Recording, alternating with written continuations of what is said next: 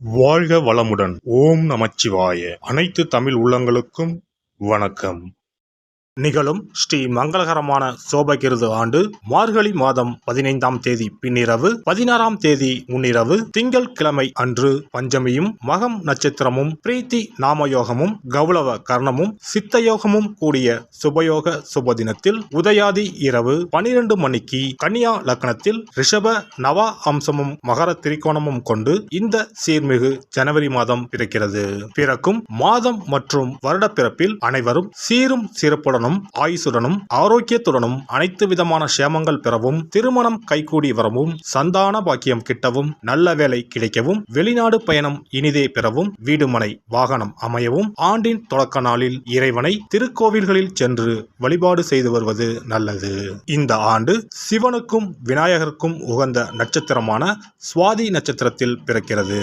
மண்ணில் வாழும் மக்களுக்கு பொன்னும் பொருளும் போகமும் செல்வாக்கும் சொல்வாக்கும் இன்னும் பெருகும். கன்னியர்களின் கவலைகள் தீரவும், காளையர்களுக்கு நல்ல உத்தியோகம் கிடைத்திடவும், எண்ணிய காரியங்கள் எளிதில் நிறைவேறவும், தைரியஸ்தானத்தில் இருக்கும் லக்னாதிபதி புதனுக்கு உகந்த தேவதையான ஸ்ரீமன் நாராயண சுவாமி மற்றும் மகம் நட்சத்திரத்திற்கு உகந்த தேவதையான விநாயகரையும் வணங்கி வர அனைத்தும் நிறைவேறும். கிரக நிலைகளை பார்க்கும் போது உலா வரும் நவ கிரகங்களும் சாரா பலத்தின் அடிப்படையில் சந்தோஷங்களை அள்ளித்தரும் கிரக அமைப்பில் இருப்பது நன்மையே.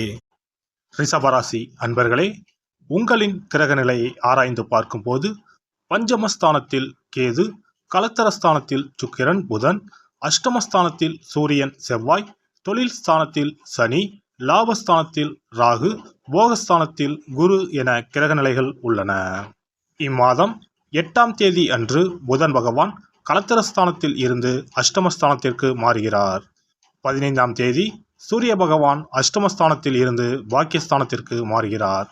18ஆம் தேதி சுக்கிர பகவான் கலத்தரஸ்தானத்தில் இருந்து அஷ்டமஸ்தானத்திற்கு மாறுகிறார். 27ஆம் தேதி அன்று புதன் பகவான் அஷ்டமஸ்தானத்தில் இருந்து பாக்கியஸ்தானத்திற்கு மாறுகிறார். இனிய சுவாபமும் மேன்மையான பேச்சும் உடைய ரிஷபராசியினரே, நீங்கள் கொடுத்த வாக்கை காப்பாற்ற வேண்டும் என நினைப்பவர்.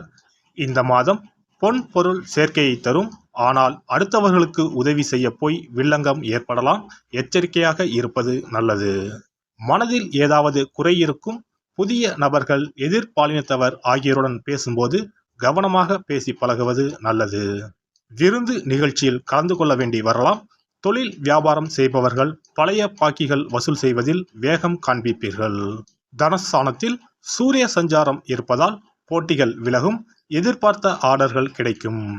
உத்தியோகத்தில் இருப்பவர்கள் நீண்ட நாட்களாக இருந்த இழுபறியான காரியங்களை சிறப்பாக செய்து முடிப்பீர்கள். பணி நிமித்தமாக அலைச்சல்கள் இருக்கும். குடும்பத்தில் இதமான சூழ்நிலைகள் காணப்படும். கணவன் மனைவிக்கு இடையே இருந்த மன வருத்தம் நீங்கும். குழந்தைகள் மூலம் மன நிம்மதி கிடைக்கும். உறவினர்கள் நண்பர்களிடம் இருந்த மனக்கசப்பு மாறும். குடும்பத்தில் சுப நிகழ்வுகள் இருக்கும். பெண்களுக்கு எதை பற்றியாவது நினைத்து கவலைப்படுவீர்கள். வாக்குறுதிகள் கொடுக்கும்போது கவனம் தேவை. விருந்து நிகழ்ச்சியில் கலந்து கொள்வீர்கள். கலைத்துறையினருக்கு மற்றவர்களுக்கு உதவி செய்ய போய் தேவையற்ற குற்றச்சாட்டுக்கு ஆளாக நேரலாம். கவனம் தேவை. எதிர்பார்த்த வாய்ப்புகள் வந்து சேரும். அரசியல்வாதிகளுக்கு சிறிய வேலையும் செய்து முடிக்க கூடுதலாக உழைக்க வேண்டியிருக்கும். மாணவர்களுக்கு கல்வியில் வெற்றி பெற திட்டமிட்டு படிக்க முற்படுவீர்கள். சக மாணவர்கள் மூலம் உதவிகள் கிடைக்கும். நட்சத்திர பலன்கள்: கார்த்திகை 2, 3 மற்றும் 4ஆம் பாதங்கள். இந்த மாதம் மேல் அதிகாரிகள் உதவிகள் கிடைக்கும். சக ஊழியர் மத்தியில் இருந்து எதிர்ப்புகள் விலகும். கலைத்துறையினருக்கு இழுபறி நிலை மாறி மன மகிழும்படி எல்லாம் நடந்து முடியும். தொழிலில் மந்தமாக இருக்கும். பழைய பாக்கிகள் வசூலாவதில் தாமதம் இருக்கும். கொடுக்கல் வாங்கலில் கவனம் தேவை. பண வரத்து அதிகமாகவே இருக்கும். பணிகள் தொடர்பான பயணம் செல்ல வேண்டி இருக்கலாம். அரசியல் துறையினருக்கு அதீத கவனத்துடன் செயல்படுவது உங்களுக்கு பதவி உயர்வு மற்றும் வெற்றியை தேடித்தரும். எதிர்பார்த்த வாய்ப்புகள் வந்து சேரும். ரோஹிணி நட்சத்திரம். இந்த மாதம் சிலருக்கு நெடுநாளைய ஆசைகள் நிறைவேறும். லட்சியங்கள் கைகூடும். மனதிற்கு நெகிழ்ச்சியான சம்பவங்கள் நடக்கும். நிதானம் தேவை.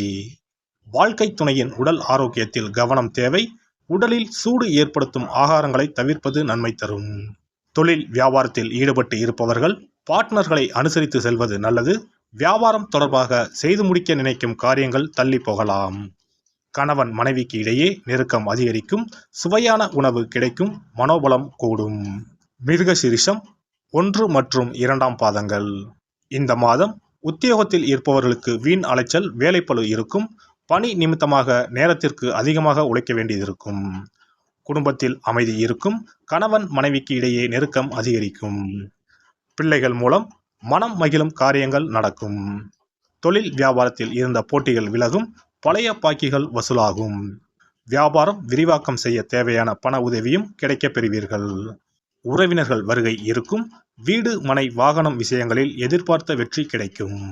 பௌர்ணமி தினத்தன்று பூஜை செய்து அம்மனை வணங்க எல்லா காரியங்களும் நல்லபடியாக நடக்கும். மனக்கவலை நீங்கும்.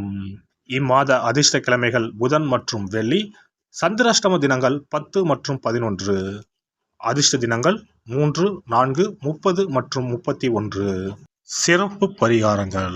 வீட்டில் இருக்கக்கூடிய சிறு சிறு அமைப்புகளை மாற்றி அமைத்தாலே வருமானம் அதிகரிக்கும் என்று சாஸ்திரங்கள் கூறுகின்றன. அந்த வகையில் பணம் குறைவதற்கான காரணம் என்ன? வருமானம் அதிகரிக்க அலமாரியை எப்படி வைத்திருக்க வேண்டும்? வீட்டை எப்படி வைத்திருக்க வேண்டும் என்பதை பார்ப்போம். பணம் வைக்கும் அலமாரியின் மீது குபேரர் சிலையை வைத்தால் பண வரவு தடை இல்லாமல் கிடைக்கும் என்பது நம்பிக்கை. குபேரன் இருக்கக்கூடிய இடம் வடக்கு. எனவே அலமாரியின் மீது குபேரன் சிலையை வைக்கும் பொழுது வடக்கு திசையை நோக்கி வையுங்கள். சிறப்பான பணவரவு உண்டாகும். பணம் வைக்கக்கூடிய அலமாரியில் தங்கம் மற்றும் வெள்ளி போன்ற பொருட்கள் இடம்பெறலாம். இவற்றை ஒரு சிறிய கண்ணாடியில் தெரியும்படி லாக்கருக்கு உள்ளே அமையுங்கள்.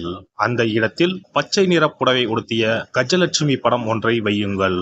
பணத்தை ஈர்க்கக்கூடிய பச்சை கற்பூரம், கிராம்பு, ஏலக்காய் போன்ற வாசனை மிகுந்த பொருட்களை போட்டு வையுங்கள். உங்க பீரோ இப்படி இருந்தால் பணம் குறையாது, சேர்ந்து கொண்டே இருக்கும். பணம் வைக்கும் அலமாரியின் உள்ளே மற்ற தேவையில்லாத பொருட்களை அப்புறப்படுத்துங்கள். புதிய துணிமணிகள் அல்லது அனுதினம் பயன்படுத்தக்கூடிய துணிமணிகளை அழகாக நேர்த்தியாக அடுக்கி வையுங்கள். பூச்சிகள், தூசுகள் சேராமல் ரசக்கற்பூரத்தை போட்டு வையுங்கள். கூர்மையான ஆயுதங்கள் அல்லது இரும்பு சார்ந்த பொருட்களை வைக்காதீர்கள். இது சனி தோஷத்தை ஏற்படுத்தும். பணத்தை சேரவிடாது தடுக்கும். பணம் வைக்கக்கூடிய இடத்தில் சிவப்பு நிறம் சார்ந்த பொருட்கள் இருப்பது நல்லது. ஆனால் கருப்பு நிற பொருட்களை தவிர்ப்பது உத்தமம். லட்சுமி தேவிக்கு சிகப்பு உகந்தது என்பதால் சிகப்பு நிற துணிகளை அல்லது பொருட்களை அடுக்கி வைக்கலாம். ஆனால் கருப்பு நிற துணிமணிகள் மற்றும் பொருட்களை அங்கிருந்து அப்புறப்படுத்துவது நல்லது. இதுவும் பணத்தடையை உண்டாக்கக்கூடிய ஒரு விஷயமாக இருக்கிறது. உங்கள் வீட்டின் பீரோவிற்கு பின்னால் பழைய கிழிந்து போன பாய் அல்லது துடைப்பம் வைப்பது அதிர்ஷ்டத்தை தடுக்கும் செயலாகும். கிழிந்து போன, நைந்து போன துணிமணிகள், பாய், துடைப்பம் போன்றவற்றை ஒருபோதும் வீட்டில் வைத்திருக்க கூடாது. அதை குப்பை தொட்டியில் போட்டு விடுங்கள். வீண் விரயம், மருத்துவ செலவுகள், அனாமத்தாக பணம் செலவழிவது போன்றவை இருந்தால் உங்களுடைய வீட்டில் இருக்கக்கூடிய கழிவறை மற்றும் பாத்ரூம் கதவுகளை எப்பொழுதும் மூடி வைத்திருக்கிறீர்களா என்பதை கவனியுங்கள். பழங்காலங்களில் இவை வெளியே இருந்தன. ஆனால் மாடர்ன் உலகில் வீட்டிற்கு உள்ளே இருப்பதால் இவற்றை திறந்த நிலையில் வைத்திருந்தால் பணமானது வீண் செலவழியும் என்று வாஸ்து சாஸ்திரம் கூறுகிறது. வீட்டின் பின்புறம் ஒற்றை மரம் இருப்பது நல்லதல்ல. ஒற்றை மரம் பின்புறம் இருந்தால் குடும்பத்திற்கு ஆகாது. சண்டை சச்சரவுகள் அடிக்கடி வரும் என்று நம்பப்படுகிறது. மேலும் இது பணத்தடையை ஏற்படுத்தி வருமானத்தை குறை செய்யும். மரம் வளர்த்தால் இடைவெளி விட்டு நிறைய மரங்களை வளருங்கள். எல்லாம் வல்ல இறையருளால் நீங்களும் உங்கள் அன்பு குடும்பமும் உடல் நலம், நீலாயுள், நிறை செல்வம், உயர் புகழ், மெய்ஞானம் ஓங்கி வாழ்க வளமுடன்.